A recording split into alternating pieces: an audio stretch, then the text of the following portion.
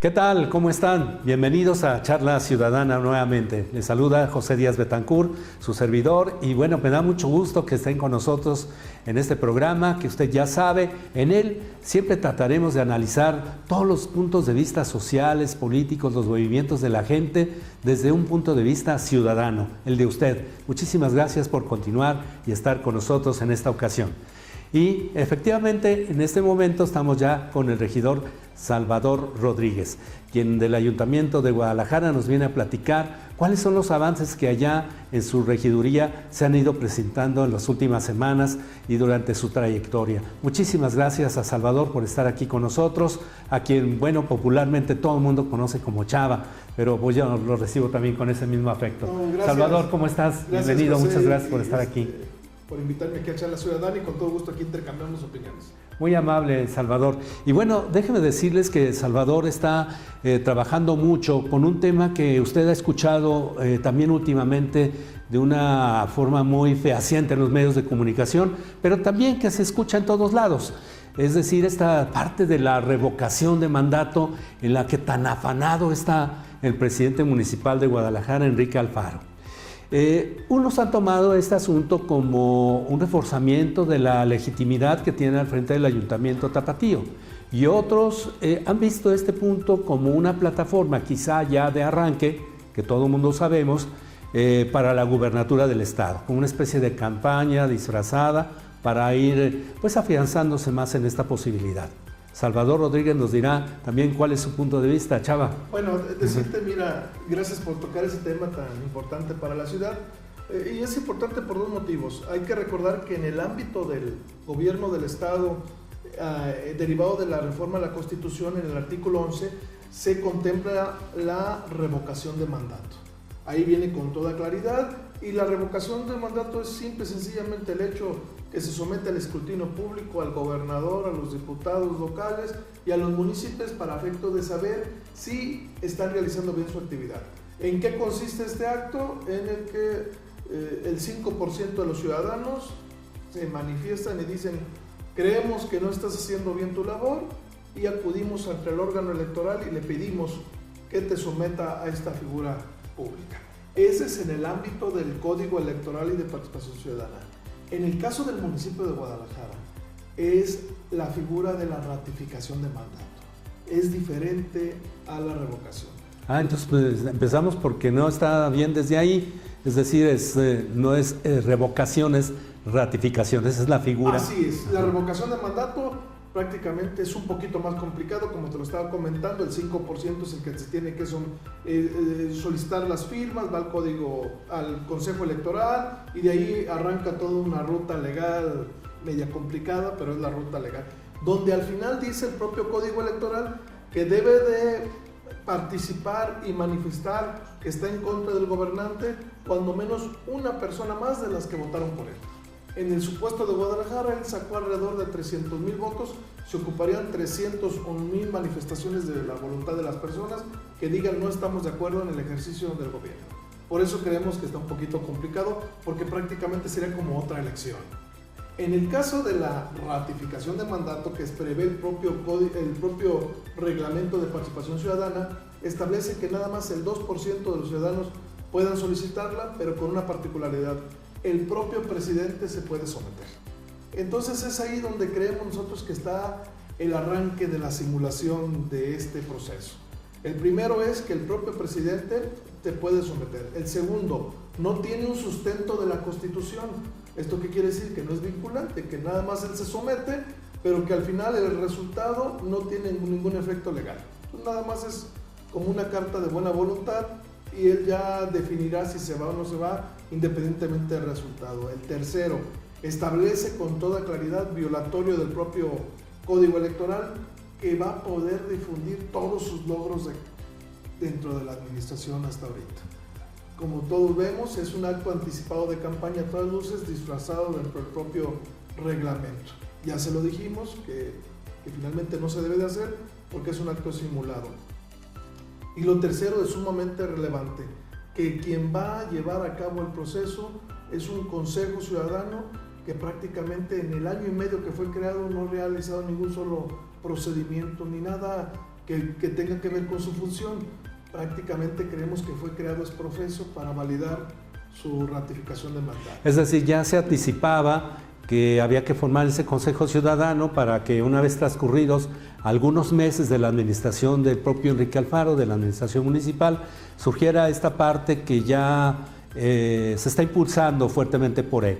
¿Cuánto tiempo, Salvador, cuánto tiempo le otorgaría al alcalde en caso pues, de lograr muy plausiblemente todo este asunto? Le tocaría a él para promover todos sus logros, que es una parte fundamental, digamos, de un acto anticipado de campaña. Qué bueno que tocas ese tema. Mira, dice el propio reglamento que se va a poder someter a la ratificación de mandato en el segundo año de su administración. El segundo año empezó en octubre del año pasado y termina en septiembre de este año.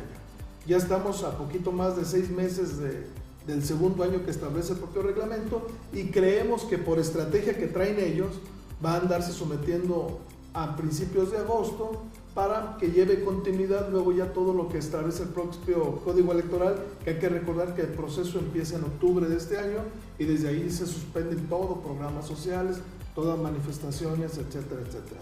Lo único que lo salvaría serían sus informes de gobierno. Hay que recordar que el propio código establece que 7 días antes y 5 días después van a poder realizar todos sus logros y manifestaciones, tanto el gobernador, los presidentes municipales. En el caso de él va a tener como un arranque previo, agosto, y luego se va al de octubre y luego ya se va a su retiro.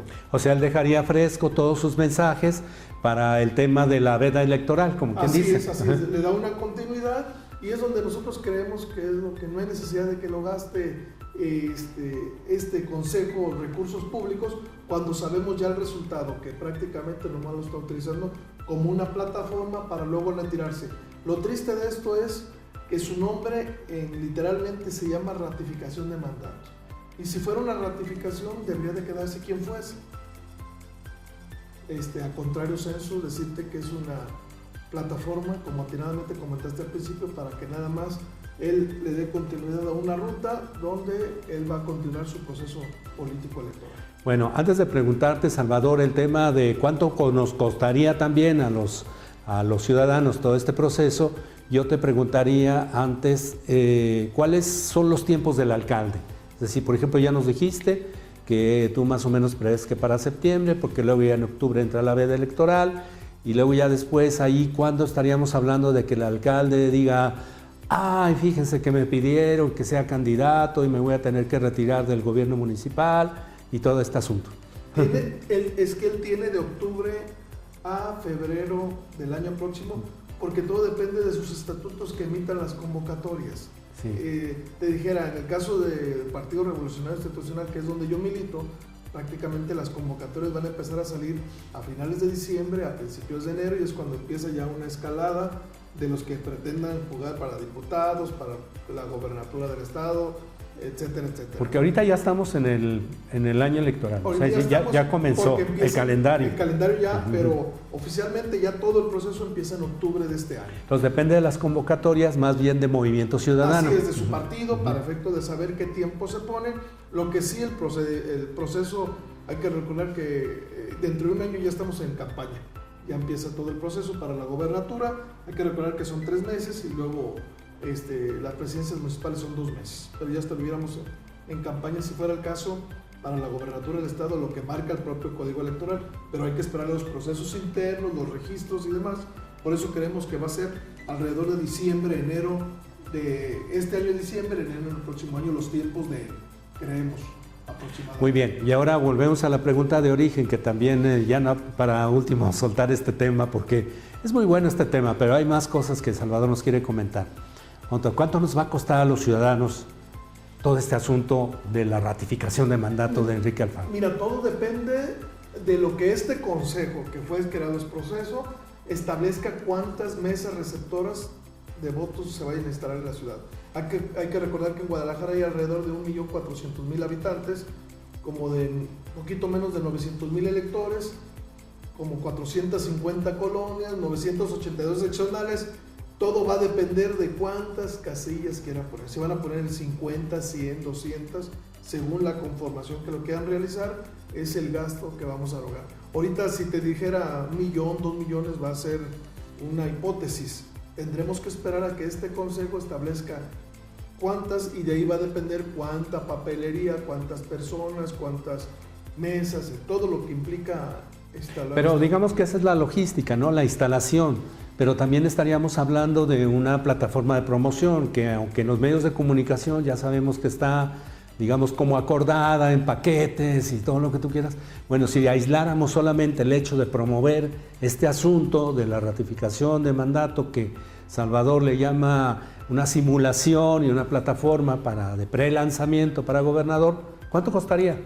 Pues es que no hay cantidad ahí, le podemos poner cuando menos unos 10 millones de pesos, calculamos nosotros, cuando menos. Para que acuda la gente a las mesas, para que vote, para que difundan, Exacto, sí.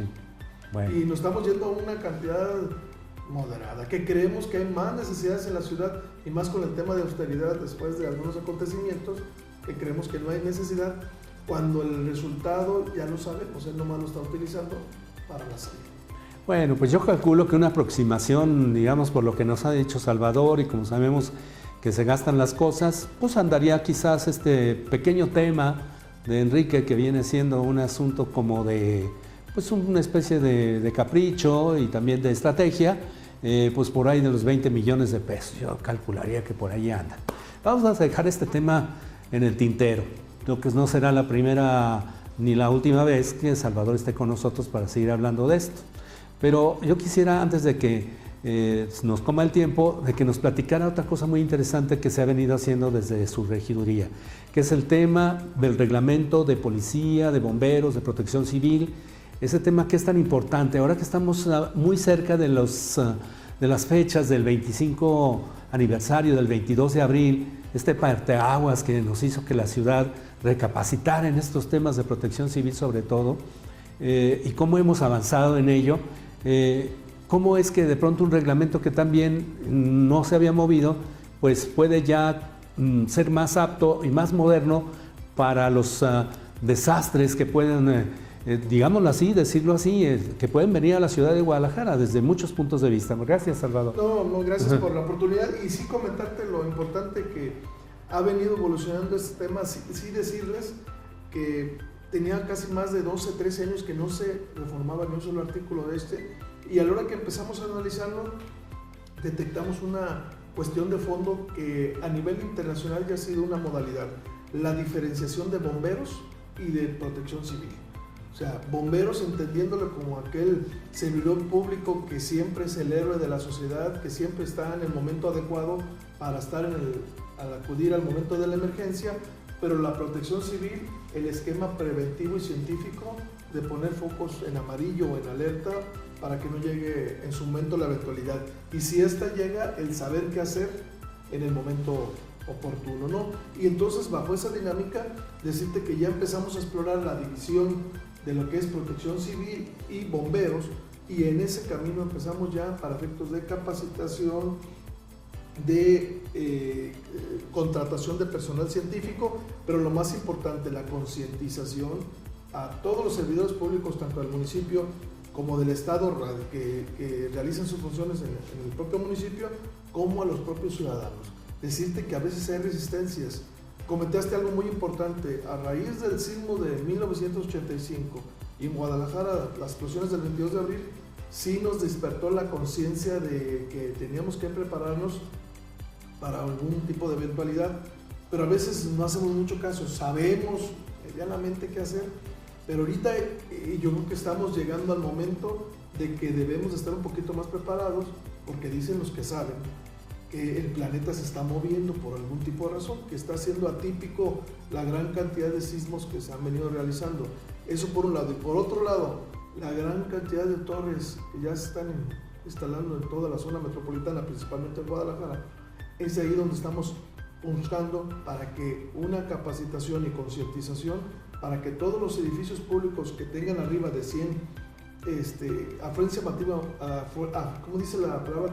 Afluencia masiva por más de 100 personas, tengan una capacitación especializada para efectos de saber qué hacer.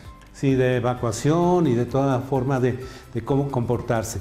Hace algunas semanas, por cierto, hubo una coincidencia muy interesante, pero también muy peligrosa, de sucesos que tienen que ver con conflagraciones. Es decir, este tema de este pozo de Pemex por la salida a Nogales, es un pozo clandestino, bueno, más bien un agujero clandestino que hicieron los delincuentes para robarse la gasolina, que se encendió, y prácticamente en cuanto se estaba terminando este asunto casi ensimismado, otro incendio muy fuerte acá en la zona de la industrial de la zona metropolitana de Guadalajara. Estos dos sucesos fueron atendidos por bomberos de Guadalajara, de Zapopan, de Tlaquepaque, de todas partes, porque los dos sucesos fueron fuertes, pero también nos puso en alerta de cómo es tan interesante, tan arriesgado, tan fuerte el trabajo de los bomberos y cómo deberíamos de tener pues una infraestructura muchísimo más amplia, porque estos bomberos que duraron 24 horas allá en Nogales, se echaron otras 12 horas más o menos acá, los mismos. Así es, así. No, y tocaste la palabra clave, es equipamiento y capacitación. Allí desafortunadamente se tenían que esperar a que llegaba el equipo técnico de Pemex para efecto de empezar con unos líquidos que tienen especiales de enfriamiento para empezar a minorar ahí las altas temperaturas. Entonces decirte que sí, en ocasiones nos falta equipamiento, decirte que a veces volteamos y los presupuestos los dedicamos a otro lado. Estábamos viendo, por ejemplo, este dinero que se va a gastar en la ratificación o revocación de mandato, pues bien se podría implementar en más equipo para el área de protección civil y bomberos. Ese es uno de los casos entre muchos que el dinero no alcanza a veces en la ciudad, y si bien es cierto se les dota de equipo medianamente suficiente, no es ni mucho menos para el caso de que nos viéramos realmente en un apuro el suficiente para saber qué hacer.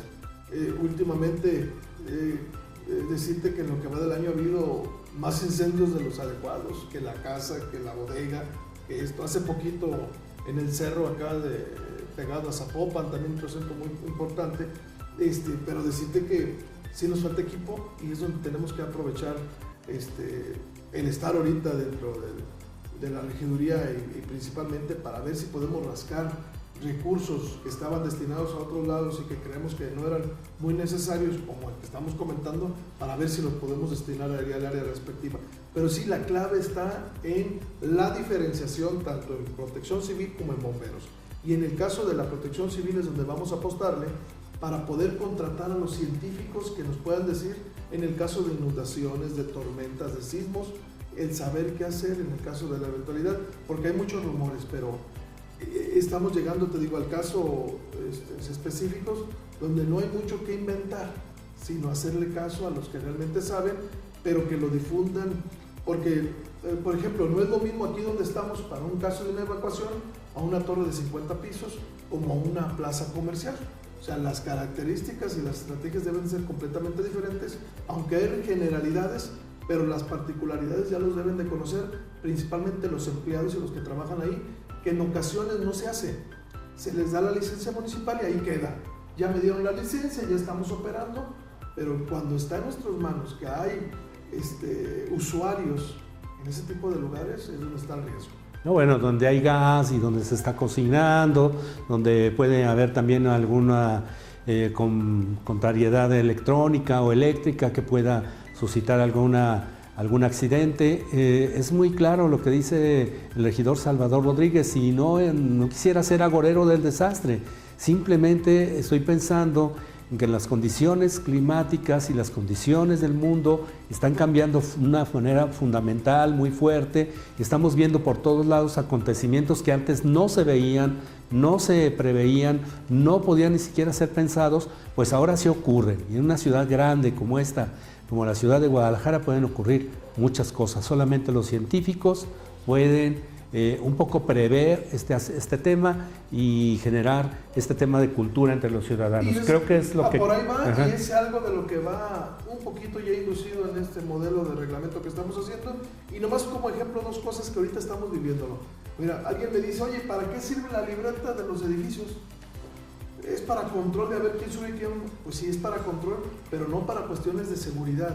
Son para cuestiones de saber cuánta gente está dentro, por el caso de que se venga un derrumbe, saber cuánta gente está dentro y a qué pisos iba, es de cuestión elemental que a veces se les olvida y mucha gente hasta se niega en escribir o quiere rehusarse. No, o sea, sí tiene un control, desde luego, en cuestión de seguridad, pero es más de protección civil. Y el otro, que es un tema sumamente importante, que es donde traemos una discusión, el enmallado del Estadio Jalisco. Para efectos de protección civil todavía hay zonas donde hay riesgo. Para efectos de seguridad ciudadana está mandado a hacer para el control de las barras, de las porras, etcétera, etcétera. Pero si llegáramos a tener una eventualidad, partes del estadio con el enmallado que está pueden ser unas trampas mortales. Sí, muy peligrosas, muy ya peligrosas. Ya hicimos ahí valer. Sí, claro, es muy importante. Tenemos ya unos cuantos minutos y sé que el regidor todavía tiene otro tema que comentarnos, así que vamos aprovechando este tiempo para que nos lo digas. Mira, hay un tema súper importante que aparentemente no se le da tanta importancia. Aprovechando que hace unos días fue el Día Mundial del Autismo, sí, presentamos una iniciativa para efecto de que en la Secretaría de Educación, a través de todas las maestras de las escuelas que están citadas en Guadalajara, se les diera una capacitación para que empezaran a detectar a todos los niños que tienen autismo. ¿Por qué es importante? Porque dicen que de cada 1000 niños ya hay 5 con autismo. Entonces es una dinámica que antes no se veía y que se está empezando a detectar, y que detectada antes de los 7 años tienen muchas posibilidades de que su vida sea... Además hay diferentes grados de autismo, ¿verdad? Diferentes versiones. La primera, ¿no? Sí. se llama el Asperger. Y sí, el Asperger son niños sobredotados, ¿no? Sobredotados y que ven desde una óptica totalmente diferente. Sí, exacto, la realidad. Así es. Sí. Y entonces, detectándolos a tiempo, porque hay veces que llegan a la escuela y el papá o la maestra dice, es que trae déficit de atención. No, es que ellos ven desde una manera diferente todo, la particularidad, todo el esquema de vida. Entonces, de eso se trata la capacitación, para que a efecto de que detectándolos a tiempo podamos que estos niños tengan una ruta diferente y que puedan ser rescatables socialmente. Bueno, yo entiendo eso como que necesitamos que todos los ciudadanos que de pronto tenemos contacto con estos niños, no solamente la maestra, pues sepamos cómo comportarnos ante ellos y que no nos metamos en el paquete completo de que pues tienen este famoso déficit de atención y los metamos ahí, ¿no? No, y hay que recordar que no están enfermos en una cuestión de discapacidad, no. Es un espectro que simple y sencillamente ellos ven desde un enfoque totalmente diferente la forma de vida. Muy bien, Salvador, muchísimas gracias por haber venido. Tan interesante, Pepe, y listos para cuando me vuelvan a invitar. Y además haber manejado pues 3 temas, si usted quiere, de forma express, pero muy interesantes los 3, y creo que Salvador tiene muchísimo más trabajo que comentarnos. También la visión de una alcaldía que va hacia no sabemos dónde, hacia una campaña, pero bien, hay muchos temas ciudadanos que platicar con él y con todos los que tenemos aquí de invitados en Charla Ciudadana. Muchas gracias por continuar en Almazán TV. Hasta luego, hasta la próxima.